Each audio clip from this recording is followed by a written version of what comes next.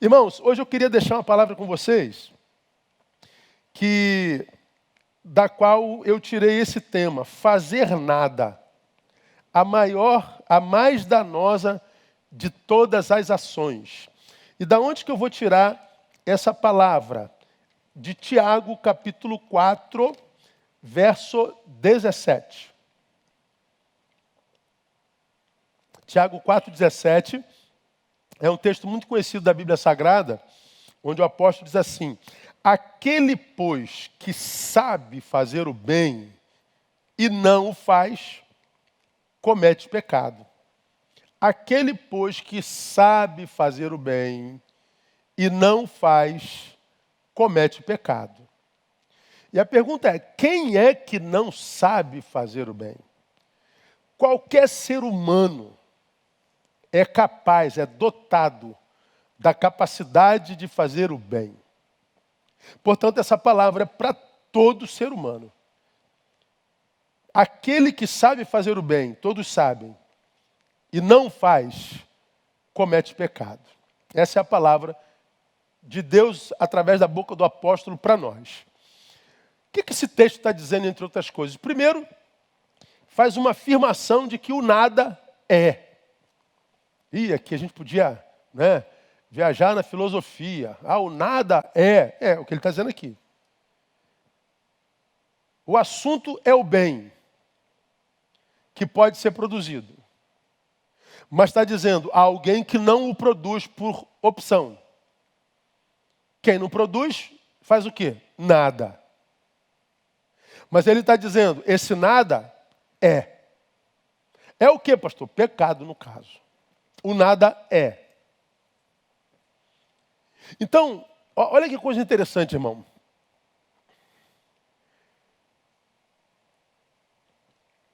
Eu posso ser visto como alguém que está em pecado, mesmo sem fazer nada.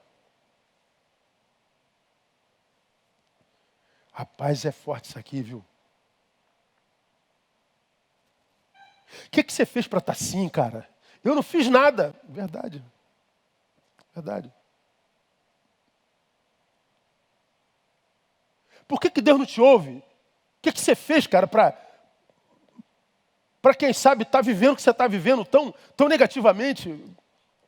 Eu não sei porque Deus não me ouve, eu não fiz nada. Cara, parece que a vida está te castigando. O que você fez assim? Nada, eu não fiz nada. Pois é. Quando a gente fala assim, eu não fiz nada, nós sempre usamos esse nada como se nada fosse. Só que esse texto me ensina que o nada é. E ele está dizendo, esse nada em questão é pecado. E qual é o problema disso? Porque a Bíblia diz que o pecado faz separação entre nós e o nosso Deus, de modo que não nos ouça. Faz separação entre nós e o nosso Deus, de modo que a sua mão, que não está encolhida, não consegue nos salvar. Não é o que diz o profeta? A mão do Senhor não está encolhida para que não possa salvar, nem os seus ouvidos fechados, de modo que não vos possa ouvir, mas os vossos pecados fazem separação, divisão entre vós e vosso Deus, de modo que não vos ouça. Ele está dizendo, esse nada é pecado. Esse nada é uma produção. E à luz do texto, uma produção danosa. Uma produção quase que maligna. Só não é porque é humana.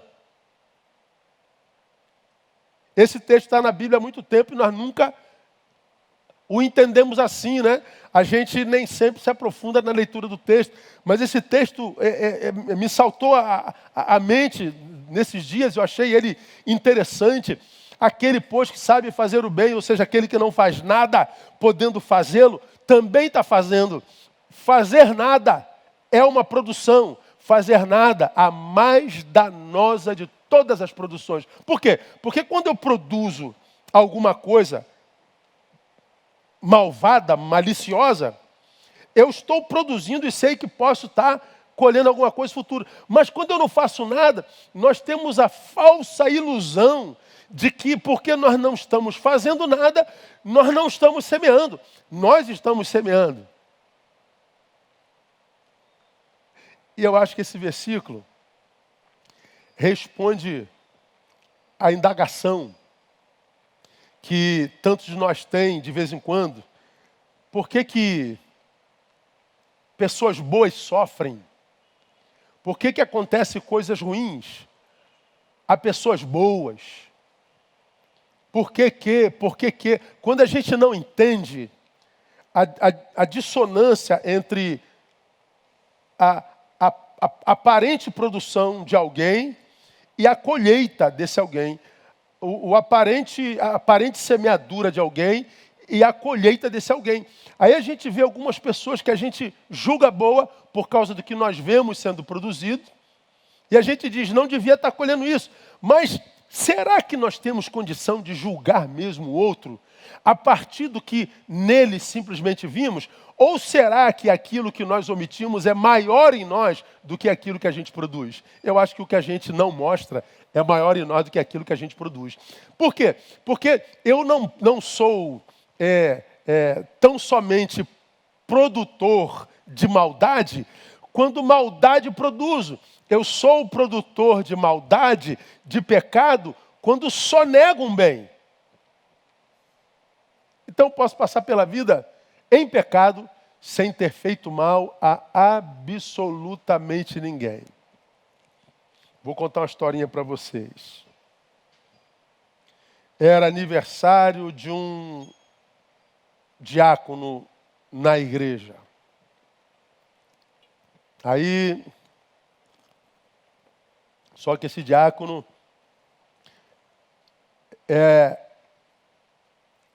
não era boa gente, não. Mas a ideia que passava é de que era a melhor gente.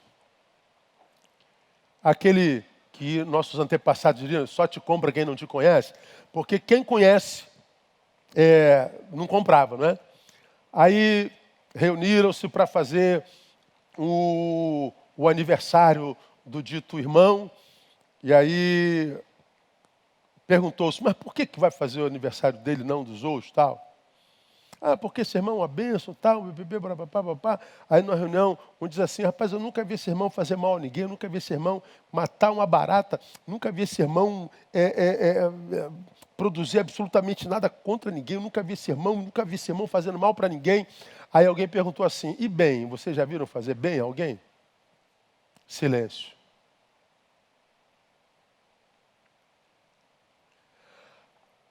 Alguém que não faz mal a ninguém, mas não faz bem a ninguém, é uma pessoa boa ou uma pessoa má? Bom, à luz da palavra que nós pregamos hoje de manhã, aconselho a todos vocês ouvirem. Nós pregamos em 11:17 de Provérbios, onde o sábio diz assim, o homem mau faz mal à sua própria alma, o homem bom faz bem à sua própria alma, mas o cruel faz mal a si mesmo. E eu falei que bondade e maldade na palavra não tem a ver com o que a gente faz ao outro a priori. Maldade e bondade à luz da palavra tem a ver com o que a gente faz conosco mesmo. Uma pessoa que não faz bem a ninguém, ou seja, não semeia a semente do bem em lugar algum, é uma pessoa boa? Se ela só nega um bem possível, ela é uma pessoa boa? Acho que não, né? É disso que esse texto está falando. Não fazer nada é pior do que fazer o mal.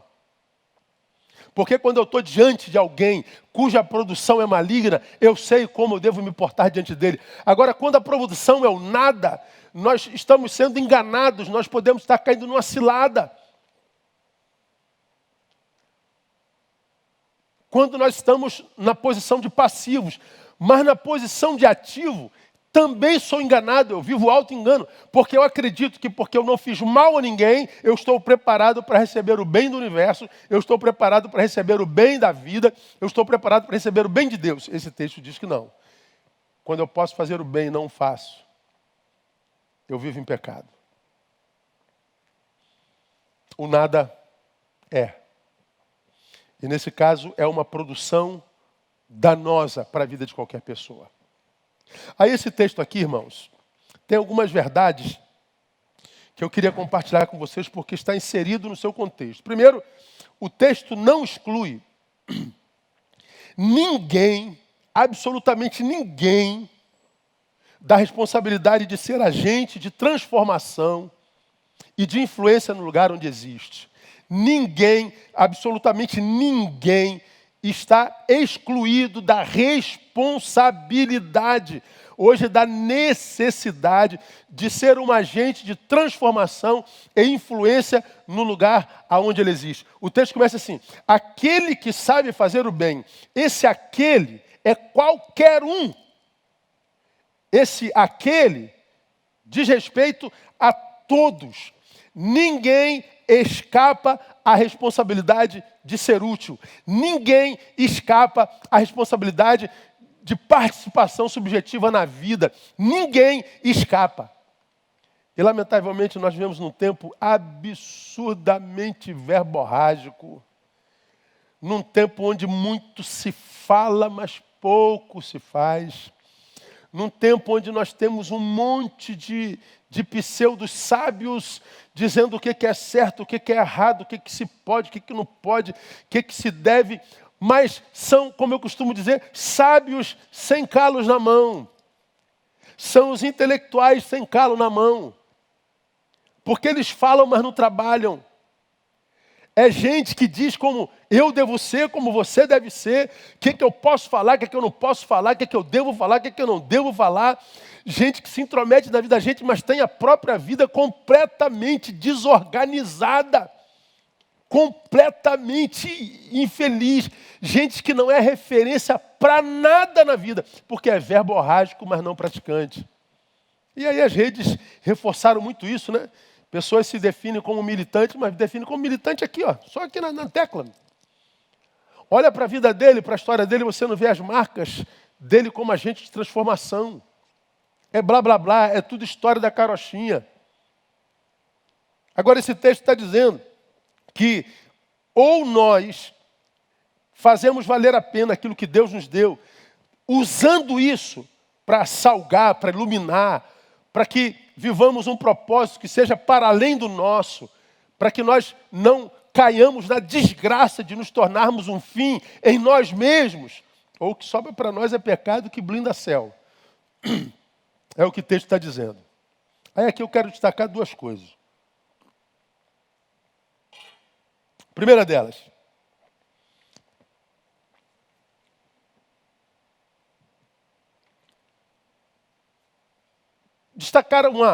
eu quero destacar uma realidade hoje percebida pela produção e pelo consumo da cultura contemporânea brasileira. Quando eu falo de ninguém escapa da responsabilidade e obrigação de ser agente de transformação, então destaco duas coisas. Uma delas, uma realidade da cultura brasileira nesse exato momento, que a gente percebe está sendo desenvolvida hoje. Que, aspas, cultura é essa, pastor? Vou pegar um programa chamado A Fazenda. E vou arrumar briga com vocês, não é verdade? Não tem problema não, sou bom de briga. Você pega um programa desse, onde um grupo de pessoas fica ilhado dentro de uma fazenda, trancado dentro de uma fazenda. E o que eles produzem ali? Nada. É um tempo onde eles largam a vida real e estão ali, isolados do mundo, e ali permanece por um tempo que eu não sei quanto tempo é. Nós, telespectadores, ou vós, telespectadores, sentamos ali e ficamos vendo a produção daqueles fazendeiros. E ficam ali horas, meses.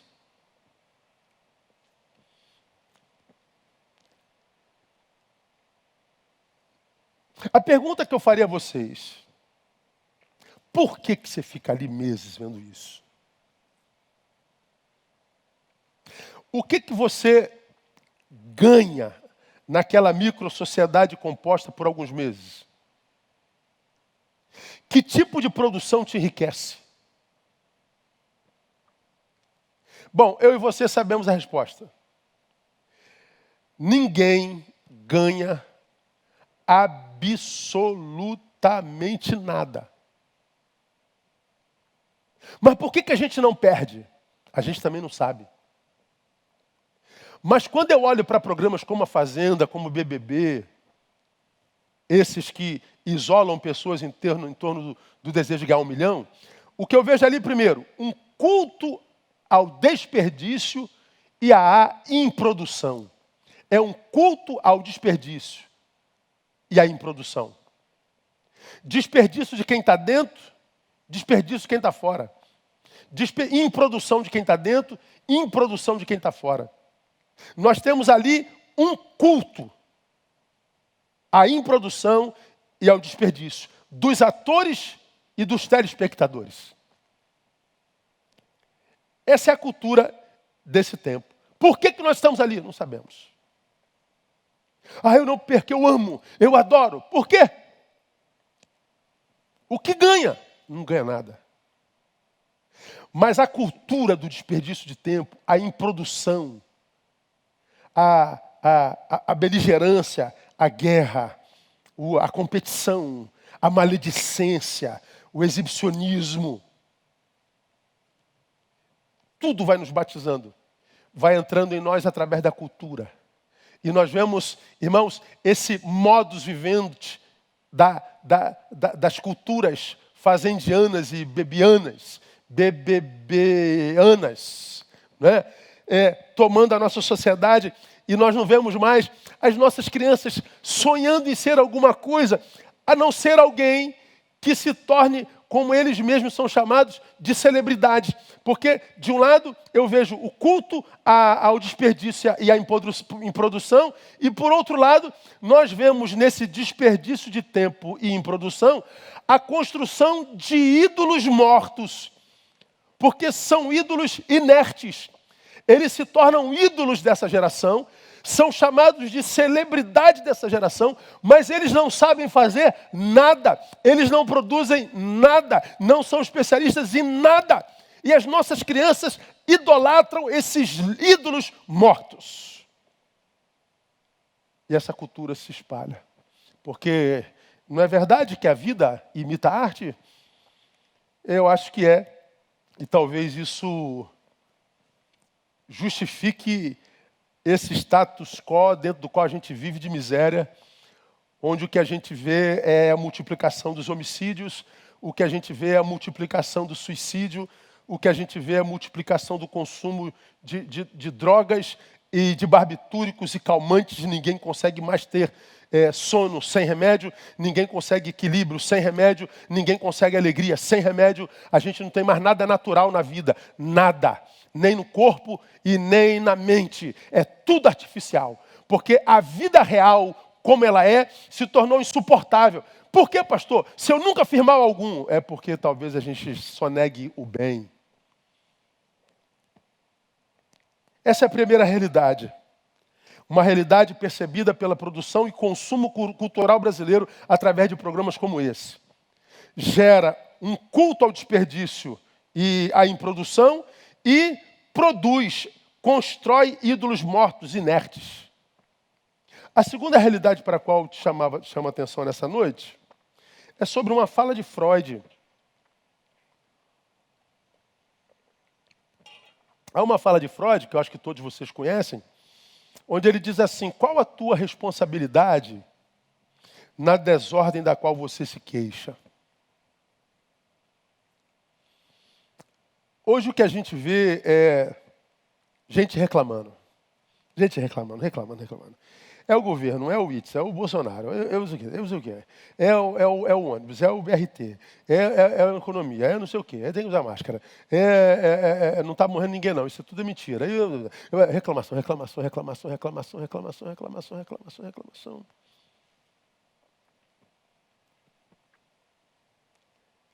E o reclamante, os reclamantes, eles têm uma coisa em comum. O que os reclamantes têm em comum? Eles veem no outro a responsabilidade por sua reclamação. Vem Freud e nos confronta. Neil, qual é a tua responsabilidade na desordem da qual você se queixa? Pois é, por que eu lembrei dessa fala de Freud, irmãos? Porque o texto está dizendo, aquele que sabe fazer o bem não faz peca. E o pecado desconfigura todo o projeto de Deus para a nossa vida. O pecado blinda o céu, de modo que ele não nos ouve e não nos salve. O pecado, ele desconfigura tudo que Deus sonhou para nós. Então, nossa vida vai se desconfigurando. A nossa vida se torna uma desordem. E a gente diz, onde é que Deus está? Por que Deus não faz? Ou o diabo está se levantando contra mim. Ou fizeram o trabalho maligno contra mim. Tá, qual é a tua responsabilidade na desordem da qual você reclama? Você não tem responsabilidade alguma? Claro que tem.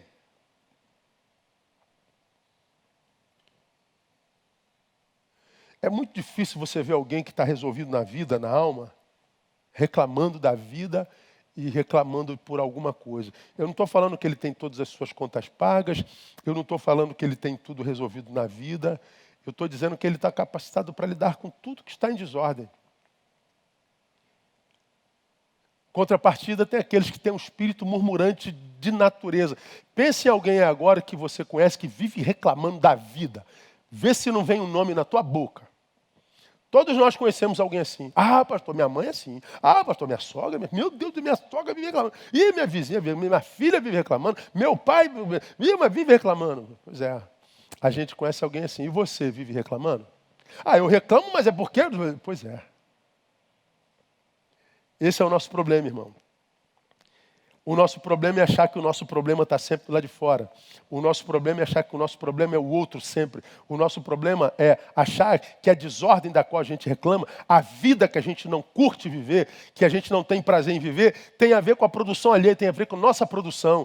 E nessa palavra está dito que a nossa produção pode ser o absolutamente nada. O nada é uma produção. Eu não fiz mal para ninguém, mas também não fiz o bem que poderia ter feito. Essa produção chamada nada é danosa. Eu acho que Deus nos está amando com essa palavra nessa noite. Tem uma segunda verdade nesse texto. Primeiro, nós já aprendemos, o texto não exclui ninguém da responsabilidade de ser agente de transformação no lugar onde ele existe. A segunda verdade, o texto se refere também a um saber desperdiçado, a uma possibilidade desperdiçada. Aquele que sabe, olha o saber em mim aí, e não faz, peca. É um saber desperdiçado. O que você sabe fazer e não faz, irmão? O que você sabe fazer e poderia fazer para abençoar vidas e não faz, irmã?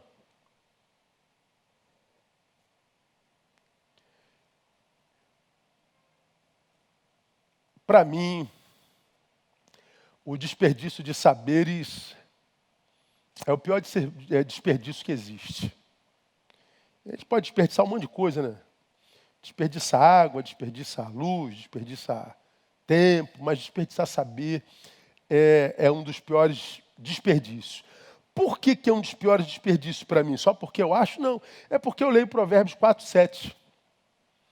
Quando a gente lê Provérbios 4:7, nós lemos a palavra do Senhor dizendo assim, ó, a sabedoria é a coisa principal.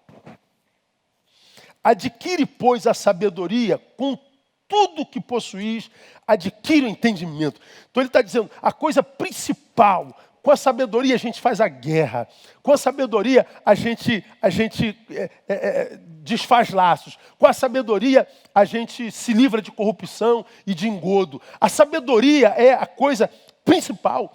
De modo que quando eu tenho um saber e desperdiço, eu me auto-saboto, eu labuto contra mim mesmo, eu arrumo inimizade com aquele que me deu. É um dos piores saberes, por quê? Porque tem Provérbios 8:11. Bota 8:11 para mim, painel. Porque melhor é a sabedoria do que as joias. E de tudo que se deseja, nada se pode comparar a ela. Então, ter dinheiro é maravilhoso, ser famoso é maravilhoso, se é que é. Ter reconhecimento é maravilhoso. Mas o texto está dizendo, nada se compara à sabedoria. Porque a sabedoria me livra a mim, e a minha sabedoria pode influenciar uma geração inteira, ou mais de uma. E o que a gente sabe fazer que poderia usar para a glória de Deus e não usa? O que eu e você sabemos fazer que a gente poderia usar para abençoar alguém e não usa? Quantos saberes em nós habitam e a gente desperdiça todos eles? Estamos em pecado.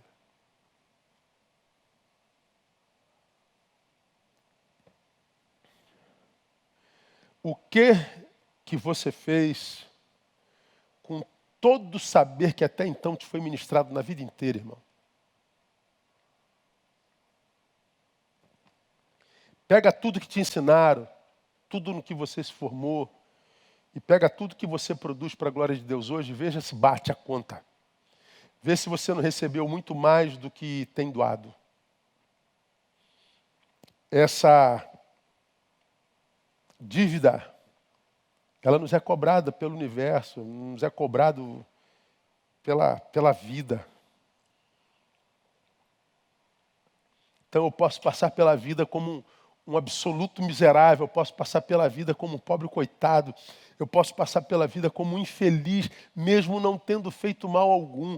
Ontem, eu e André, no final da noite, estávamos vendo um filme a respeito de uma cantora que morreu muito cedo no nosso país, muito querido por todos, e eu falei com ela, meu Deus, eu nunca vi uma pessoa tão angustiada, nunca vi uma pessoa tão feliz.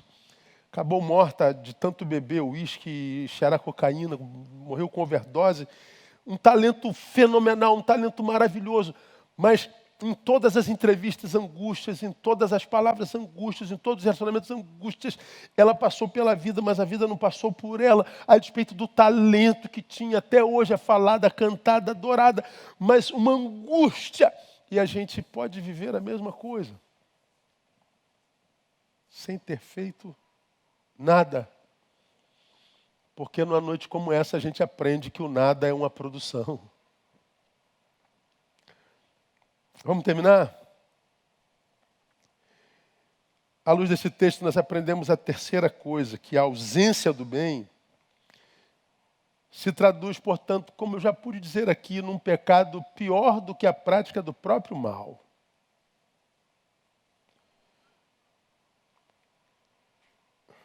A ausência do bem se traduz num pecado pior do que a prática do próprio mal. Aqui não dá para lembrar da parábola do bom samaritano? Dá, não dá? O levita e o sacerdote, o pastor e o ministro de louvor. Estão na estrada, um homem foi assaltado, espancado, diz o texto, deixaram meio morto, quase morto. O sacerdote e o levita, os religiosos passam, diz o texto, fitando nele os olhos, passam ao largo. Aí vem um samaritano. O samaritano, à luz desses religiosos, do levita e do sacerdote, é um povo imundo, é um povo ímpio, é um povo indigno, é um povo não crente, não conhece a Deus. Mas vinha um samaritano, olhou para o homem meio morto, não conseguiu não fazer nada. A produção do ímpio, do imundo, do perdido, não crente, não foi igual do sacerdote e do levita. Eles produziram nada. Mas o samaritano não conseguiu produzir algo semelhante. Ele desce da sua montaria, ele faz os primeiros socorros, ele desce da montaria, né? Colocou o assaltado em cima da sua cavalgadura, chegou na primeira cidade e deixou numa pousada e disse assim, ó, eu fiz os primeiros socorros, cuida dele, eu tenho um compromisso. Quando eu voltar, se você tiver gasto alguma coisa, eu pago. Eu vou passar por aqui e pago. Jesus está contando essa parábola a um doutor da lei. O cara que conhece a Bíblia de ponta a ponta. De cor. E Jesus pergunta, qual desses é o próximo do ser que estava caído? Ah, foi o samaritano. Aí ele diz para um religioso, doutor da lei, diz assim, ó, seja como esse mundo. Você, doutor da lei, santo, conhecedor da palavra, seja como esse mundo. Seja como esse ímpio. Como assim? Alguém que não suporte produzir nada.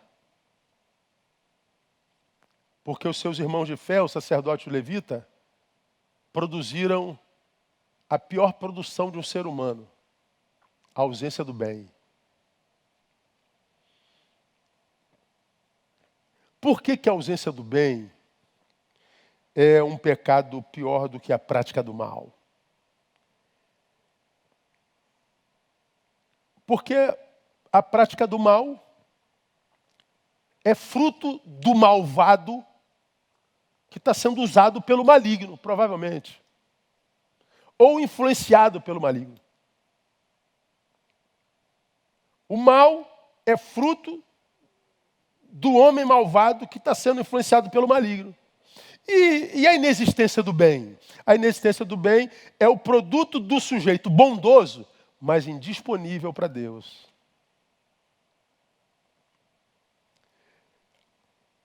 O malvado é aquele que cai dentro da palavra de Jesus que diz assim, o malvado producente.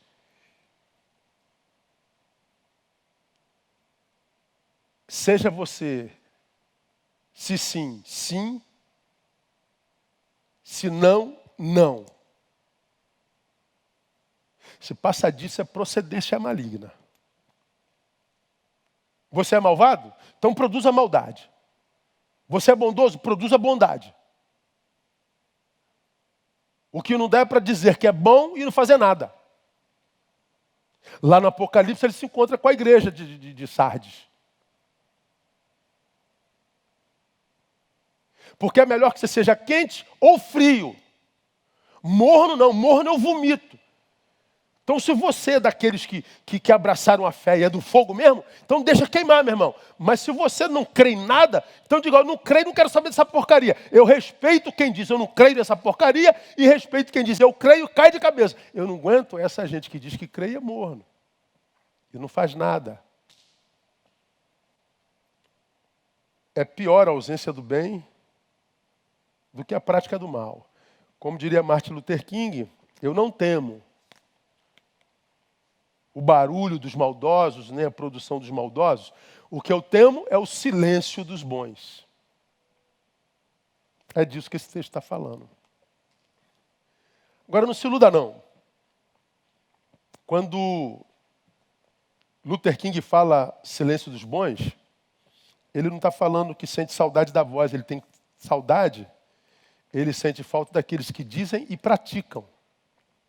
Não é o que acontece hoje. Todo mundo diz que é militante, todo mundo diz que é isso, todo mundo diz que é isso, mas só está aqui, ó, sentadinho no computador, botando frasezinha de lacração. Tem produção nenhuma, mão lisa. São os intelectuais de mão lisa. São os teólogozinhos de mão lisa. São os pastorezinhos lacradores. Que se metem no teu ministério, na tua vida, na tua metodologia, mas não conseguiram construir a deles. É muito bonzinho PowerPoint.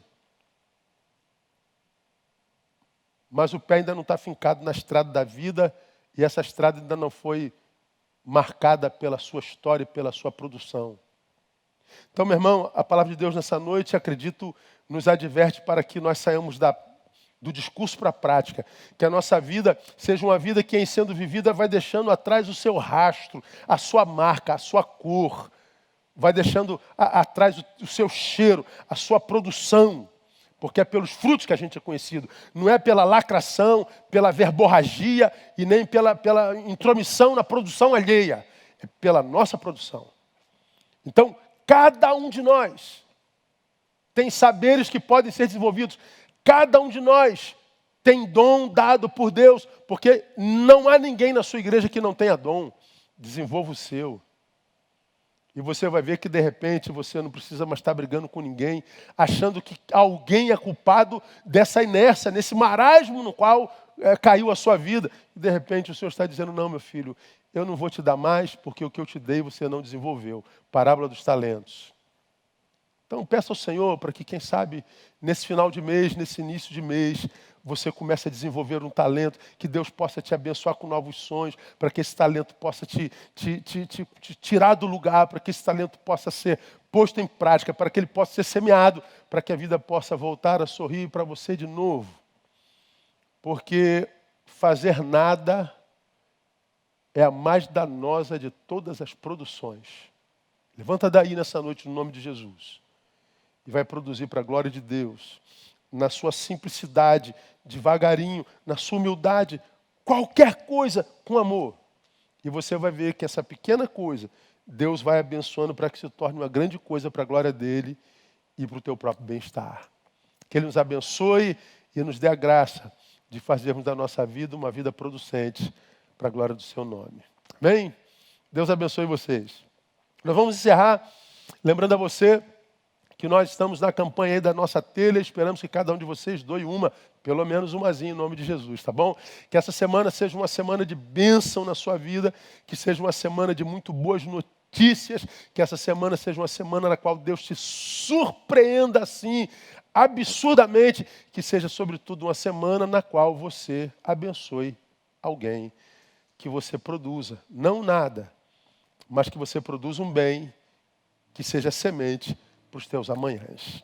Amém? Vamos orar e vamos terminar o nosso culto. Nos vemos terça-feira, permitindo o Pai, nas lives, nas terças e quintas. A gente tem tido lá 500, 600 pessoas na live e eu não sei por que vocês, milhares que estão aqui, não vão para a live no Instagram. Então, provavelmente vocês não tenham Instagram, mas deveriam ter, como eu tenho falado. Não precisa publicar nada. Abre o Instagram, não bota nada, pelo menos para você acompanhar a palavra que a gente tem ministrado à igreja terças e quintas. Tá bom? Vamos orar e vamos embora. Quer dizer, eu vou embora, você já está em casa.